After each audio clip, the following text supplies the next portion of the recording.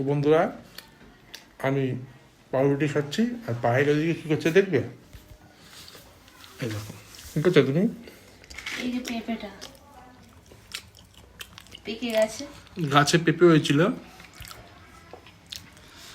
গাছের মধ্যে পেঁপে হয়েছিল, তো পেঁপেটা আধা পাকা আধা কাঁচা, তো কনফিউজড হয়ে গেছি যে ওটা পাকা হিসাবে খাবো না কাঁচা হিসাবে খাবো, মানে ভাতে সেদ্ধ দেবো না পেকে গেছে বলে ফল হিসেবে খাবো, বুঝতে পারছি না।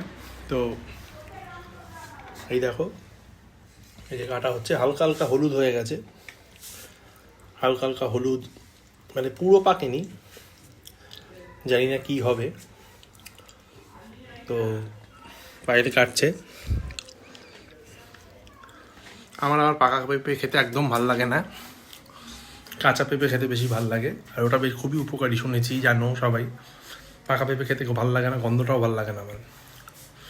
তো এটা দেখি ভাতে সেদ্ধ দিয়ে কি রূপ দাঁড়ায় ওর, তো দেখা যাক, ঠিক আছে।